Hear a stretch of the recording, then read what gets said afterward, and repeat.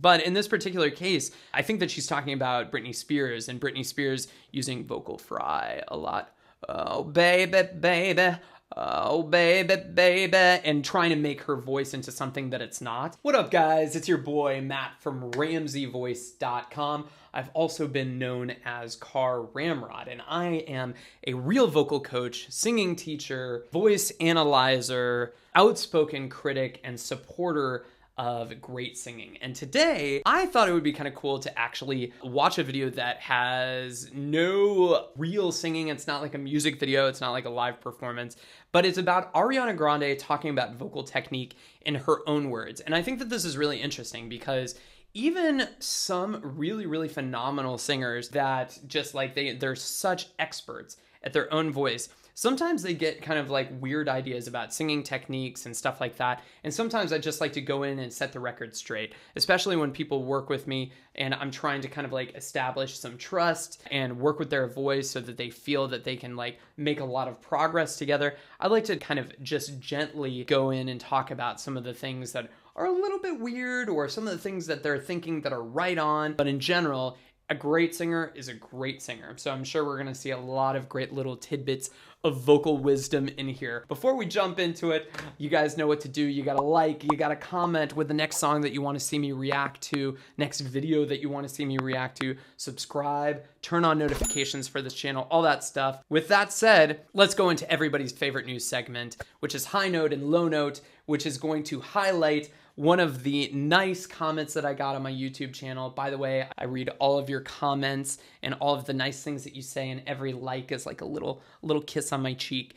And then we're gonna look at one random negative one too. So let's start with the good stuff. Let's see. Trafalgar Wattel says, I love your stuffs here. You deserve a like and subscribe. Keep it up. Thanks, Trafalgar. I will. And our low note today is brought to you from Howard Hewitt Strutt, who said, you call yourself a real vocal coach, but you can't even do a simple vocal run at the start of this video. You are another fake vocal coach who can't sing, exclamation point, exclamation point, exclamation point. Stop reacting to Filipino singers. You are a shame. Maybe I'm a sham, or maybe they're saying that I should be ashamed.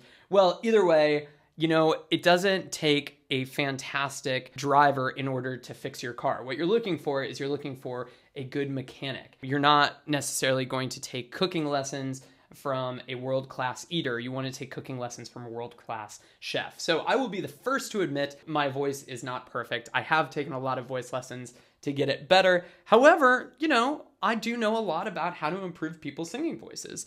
And that is where I take a lot of comfort. And luckily that is my day job. And I think I do it exceptionally well. So I'm sorry that my singing didn't meet your standards, but it's not really about the singing for me as much as how well I teach someone else who wants to learn how to sing. So anyway, thank you so much, Hewitt. Now, let's move into the actual video. Let's see what Ariana Grande thinks about her own vocal technique. Let's think about how she likes to think about her own vocal technique. I've been speaking in a slightly higher placement than I usually speak in because I've been doing a lot of interviews all day and I'm trying to keep my voice healthy. But it sounds a tiny bit raspy still, but I'm trying. But I usually talk like lazy and like gravelly. But I'm trying to place it healthier. I'm trying to place it healthier. Yeah. So what's going on here is Ariana's talking about how like her voice is really, really tired from tour or from doing like a ton of interviews. And the vocal coach or whatever the person that she's working with told her that one particular approach that she can do is speaking a little bit higher in her voice. Now, I won't say that if your voice is feeling super gravelly and super low or like really tired or whatever, that the solution is to permanently raise it. However, what you want to do is you want to have a lot of different vocal inflections in your voice. So if my voice feels like it wants to be down here all day, one solution to that is to stretch the opposite muscles of the really, really thick vocal cords and actually stretch them by talking a little bit higher, by allowing a little bit more inflection into my voice anything to take me out of the basement down here, especially when I'm not actually sick. There's a difference between having laryngitis, where it's like literally like you can't even like get any notes out of your voice or any kind of talking. You're like an octave lower than you normally would be. But if you're just trying to preserve your voice, speaking a little bit higher can stretch the muscles a little bit better, and that actually allows some more of the fluid to move around and all this gross stuff that you don't really need to know about. But basically it's just going to allow you to keep recovering a little bit more quickly than if you just kept it down here the entire time. So that is absolutely true. I sound like an idiot. No, I think vocally it was very demanding. It's a very vocal show, and I'm really happy that my voice remained healthy the whole time. I think that means that I'm singing in a healthy placement and using correct technique, and that makes me really happy. That's good. Yeah, and I also have to say about this is the attitude that I find with almost all of the professional singers that I work with. When they reach a certain level and it's no longer about like, hey, how do I break through? How do I get gigs and stuff like that? And instead they're just trying to actually, do their job. Most of the time, they're very, very grateful to be able to do their job better. It's like, if you're like going to work and your car breaks down,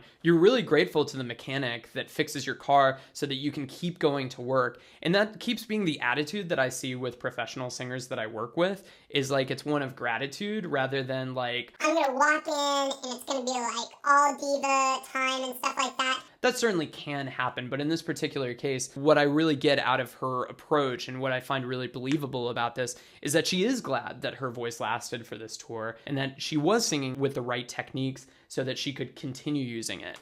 The whole test of the whole tour. Yeah, you did. Because I was doing them all the time, and it's actually really bad for my voice. Oh, really? Like I actually would, but like using my voice in a way that is not natural. Yeah. And sort of like mimicking sounds that aren't natural to how my voice usually comes out. Is that because Brittany does that weed grunt all the time? No, that's just how her voice comes out. Oh, you know what I mean? So like if you try to make yourself sound a different way, yeah, your voice can sometimes get a little like swollen or irritated. Thank you so much. And that is 100% true. So I see singers all the time that are just like, they're super high sopranos and they're trying to sound like Adele. And Adele is like more of an alto or a lower mezzo, this is a completely different voice type. So it's like you're just trying to like dye your hair to a completely different color and expecting it not to like, get damaged slightly. But in this particular case, I think that she's talking about Britney Spears and Britney Spears using vocal fry a lot. Oh, baby, baby. Oh, baby, baby, and trying to make her voice into something that it's not. And I think it's really, really smart of Ariana to be like, hey, like I'm going to keep my voice functioning the way that it normally comes out, the way that it is when I speak. It's been amazing. I love the humidity because I'm from Florida, so it feels like home. So you don't sweat like we do, then No, nonstop. I love it. Like, why does she look a lot better than we do? I was like drenching No, in I love sweat. it. It's good for the skin, good for the vocal cords. It's good for everything. I love it. Yeah, so this is actually, again, totally true. Humidity is good for your voice. And so, like, when people go on tour and they get to Las Vegas to perform for the first time, they get something that's called Vegas throat, which is because Las Vegas is in the middle of the desert. It's so dry there. Literally, you're losing so much of the hydration that keeps the vocal folds nice and vibrating evenly. But being in a more humid environment brings its own problems, namely like allergens, like mold are more likely to be had and stuff like that. So depending on your allergies and stuff like that, it could be a bad thing. But in this particular case, yeah, I would love to live in a place that's a little bit more humid. Not as humid as Houston. I live in Austin, which is not nearly as bad as that in terms of humidity. But yeah, what she's talking about is exactly right. Like you want to keep your vocal cords in a place where they're consistently humidified, hydrated. I don't know exactly what you'd say. She, we worked with the same vocal coach in LA at the time, and she texted him and was like, "Hey, can I have her number?" And he was like, "Ariana, can I give Katy Perry your number?" Yeah, so one of the most important jobs of like a vocal coach at a certain point in a vocalist's career is not only to just be a really good vocal coach, but also to be a connector between different people. There's so many students that I have that they're like trying to release a single. I hook them up with like a recording engineer, or they're trying to release their album and they don't know how to do it. So I hook them up with a friend of mine that does publicity and stuff like that. And that's a really fun part of my job. I really enjoy that part because you really get to see like people take things outside of the studio. Thanks.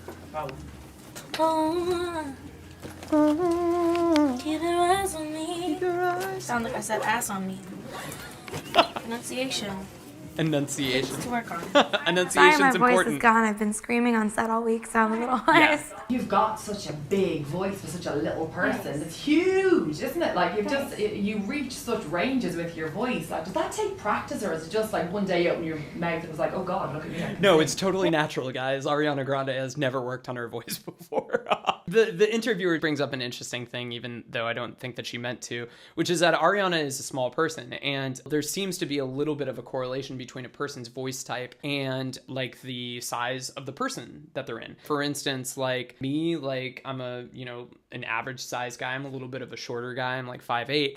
And for me, my voice is actually like a little bit of a smaller instrument than maybe a guy like Shaq, who's got like, a half a foot in between his larynx and his lips, which he just naturally talks a lot deeper and darker than I would. And the same is true for Ariana, in that she's a little person, she's got a little voice, and that makes her a really, really high soprano. Because the smaller the vocal cords, the faster the vibrations that you're going to get out of there. Additionally, the smaller the distance between your larynx or your glottis and your lips, the higher the voice type too. So she's got kind of this double whammy of making those higher notes super easy. Now, I would bet that she doesn't have a whole lot of low range. She probably have a hard time singing below like a G3 or an A3 or something like that. Thank you, I appreciate that.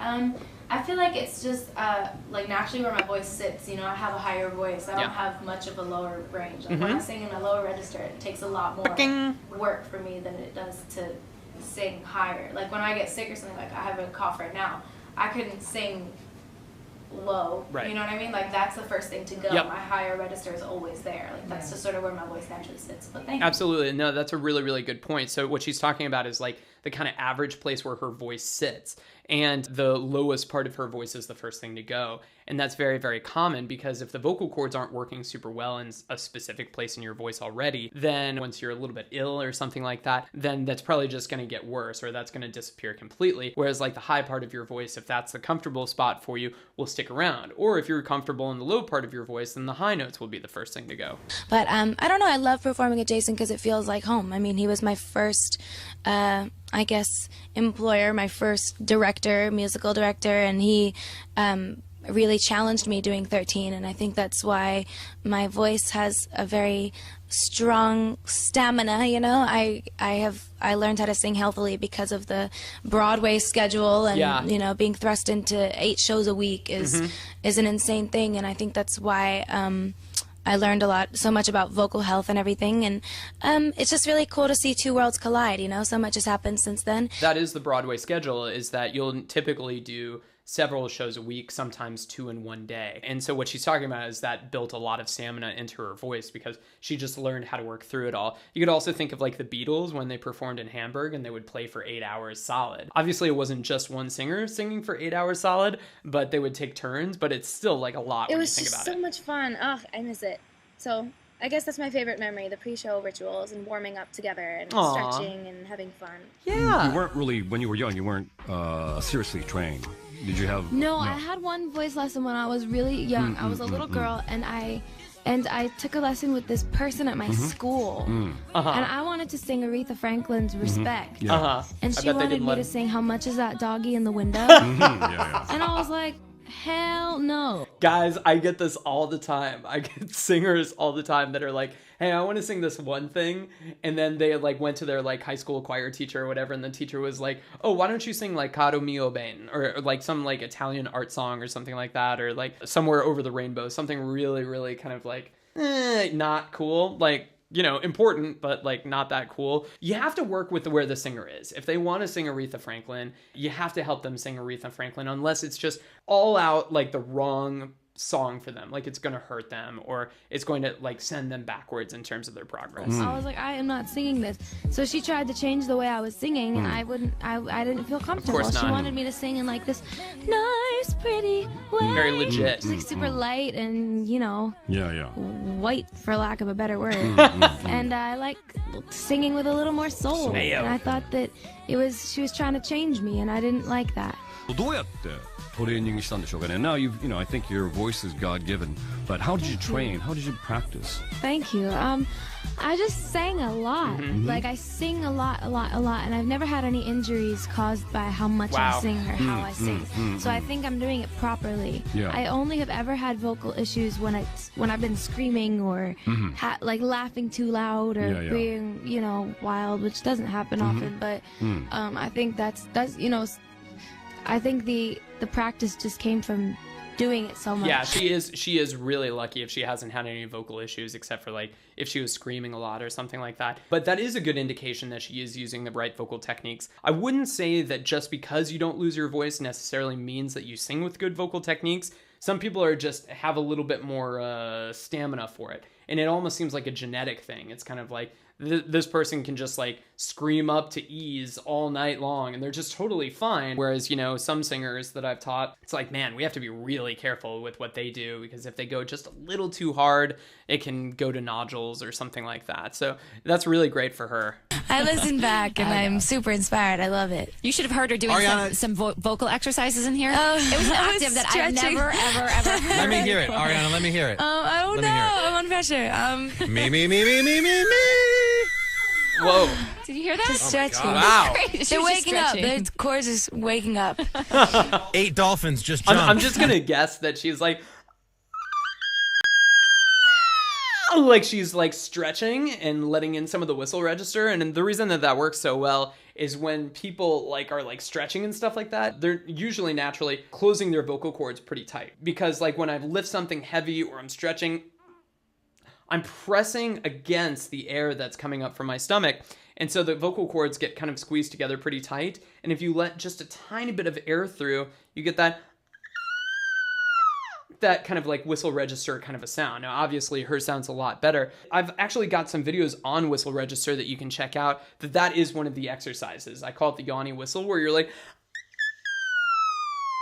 and that's a good way to just find it. If whistle register is hard for you, that's a great one to get started off with. Well, guys, this was super cool to learn from Ariana Grande about her vocal technique in her own words. If you guys found this helpful, make sure that you hit like, comment, subscribe, turn on notifications for this channel. I read them all. I promise you, some of them I read into a little too much and it makes me sad, but leave me something nice. Leave me a nice surprise, and I'd love to see that. Well, guys, until next time, this is Matt with RamseyVoice.com, and if you want to improve your singing voice, check out my complete singing course, Master Your Voice. See you next time.